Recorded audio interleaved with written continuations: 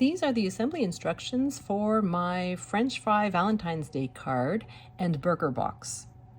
So for my French fries, I've cut them out of a very pale yellow, and I'm going to add a little bit of brown to the tips of them to give them that fried look. So I'm using a distress oxide. This is Vintage Photo. This is just a plasticized sheet that I salvaged from the recycling. And I'm taking my brush and I'm just inking the very edges and the tips of my fries. Scooping up a little bit of ink and just adding a little bit of color to the edges of my fries. The bottom of them will get hidden by the box, so I'm just doing the upper part. And they don't have to be identical. In fact, it's a little bit better if you have some extra splotches here and there. So these are the pieces for the shaker part of my card.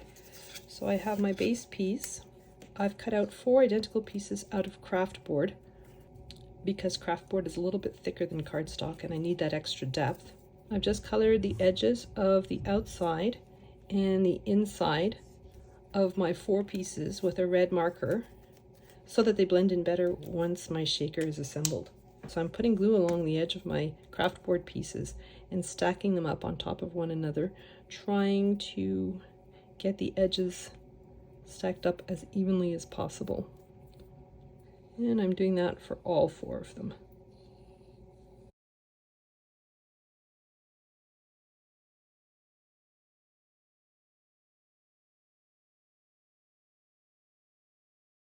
And then I have a piece of acetate, which I am going to adhere to the top of my craft board stack.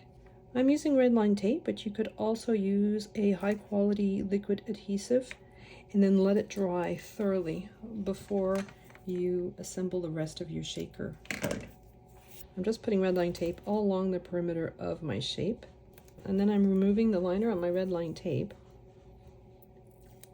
I'm adhering my piece of acetate on top. There should be a tiny border all the way around, and then I'm putting another layer of red line tape all around the perimeter. So next I have some sequins. So I suppose for Valentine's Day, little hearts would probably be a better choice, but this is what I had on hand. So I'm using these sequins. I always put too many, so I'm trying to restrain myself a little. So I've got my acetate down on my mat, and I've put my sequins inside my shaker. I'm just putting glue all along the perimeter, being very careful not to get any glue on my acetate. So I've got 2 pieces. One is just a frame and the other one is a full piece. I'm putting the full piece down onto my shaker.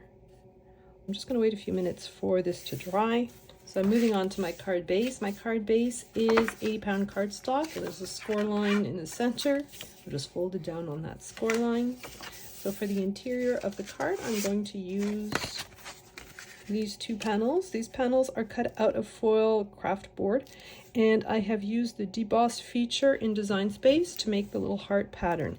So if you do not have the debossing tool, or if you're using the Explore series of machines, what you could do is convert the little heart pattern into a draw pattern instead, and allow your pen to draw the pattern onto your cardstock base.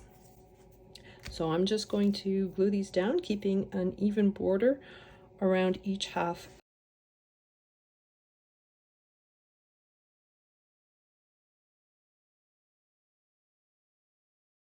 And then I have the 2 panels that are going to go on the cover and on the back of the card. So I'm just going to glue those 2 down as well, trying to maintain that even border all the way around.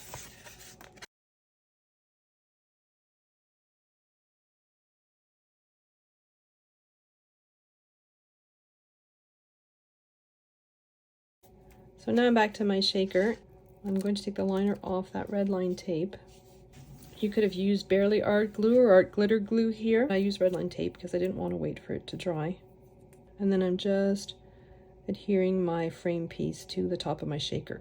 This is where you can see that coloring in those edges does help somewhat in camouflaging the white craft board. Now I have my French fries, and making sure that all those colored tips are towards the top. So I have the full red piece that goes under my shaker. I'm adhering that to the cover of my card, just putting glue all over it. I'm trying to center it as best I can on the base of my card towards the bottom. I have 2 lengths of French fries. I'm going to do 2 rows, the front row and the back row. So the taller French fries are going to go in the back row, and you can put as many or as few as you want to. I'm just putting glue all along the underside, making sure that the inked edge is towards the top, and just sort of placing them, and then just trying to create a random pattern.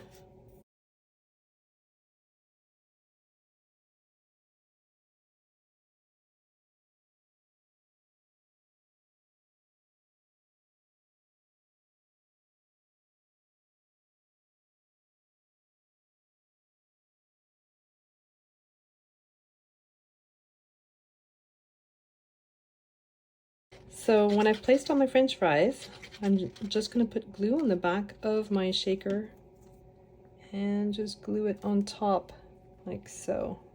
So the edges here are even with the edges of that first panel that I laid down. And so then I have my little sentiment. This is just yellow cardstock, and I've added the sentiment in red vinyl. So I'm just adding my red line tape at the back of my sentiment piece. And I'm going to position it right about here, like so.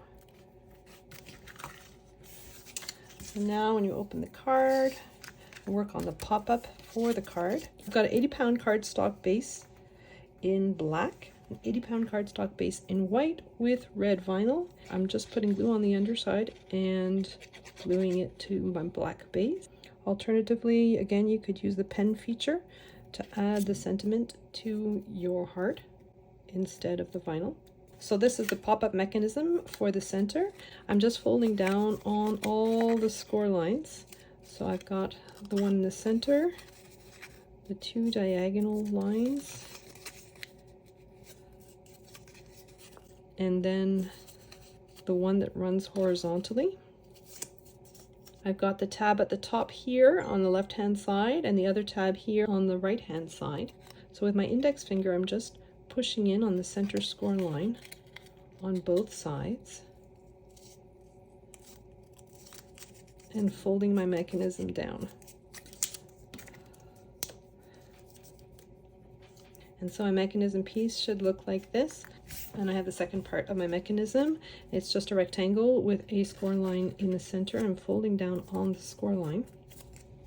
I'm holding my mechanism with my left hand, and you have this triangular shape at the bottom, and you have 2 score lines.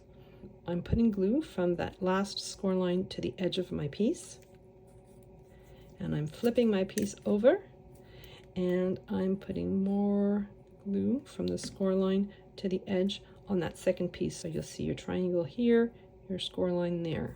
And then I'm taking my rectangle and I'm just gluing my rectangle to my mechanism where I've put that glue.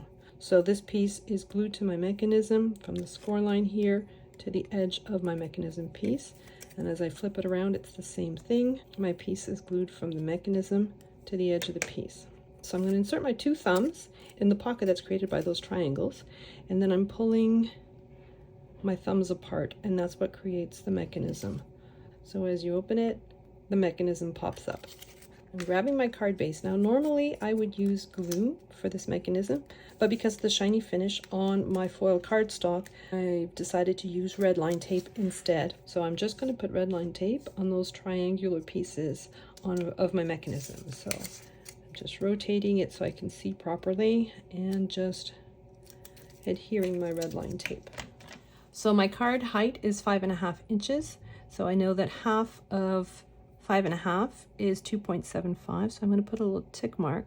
So I need to position my mechanism so that the point of the triangle is at my tick mark and that it's right on the score line. I'm removing the liner from my red line tape on one side of my triangle and positioning that triangle so that it's right up against the score line, but right at that tip mark as well, and as straight as possible on my page. And then I'm going to close my card. Then I'm looking at the other triangle on the other side. I'm removing the liner from it and closing my card again. When I open my card, that mechanism pops up. So I'm just putting glue on the point, maybe a little bit along the top of my mechanism as well. The tip of my heart goes just past the bottom of the mechanism. I want it as straight as possible as well. The front of my shaker, and then the inside. The interior of a card, you can put a little panel for you to sign or leave a little note. So here's a little gift box that goes along with my card. Pulling down on all the score lines for this box.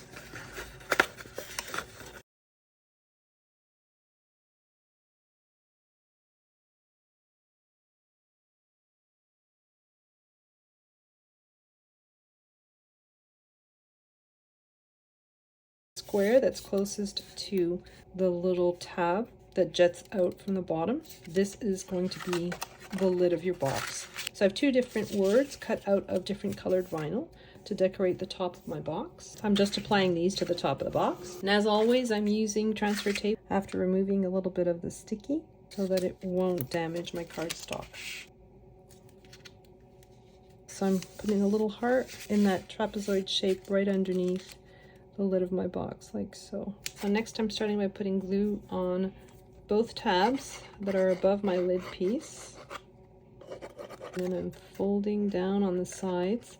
I want the cut edge of the side pieces to be right against the score lines of my tabs.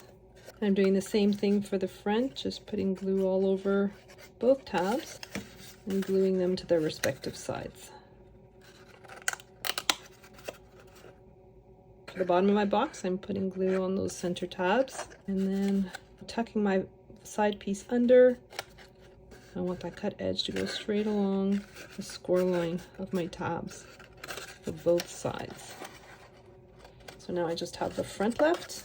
I'm putting glue on both those tabs at the front, tucking them inside my box and gluing them to either side, like so. So I'm just folding down on the score line for the little tab. I'm closing my box with that flap over the front and inserting it into the little slot. And there's my box.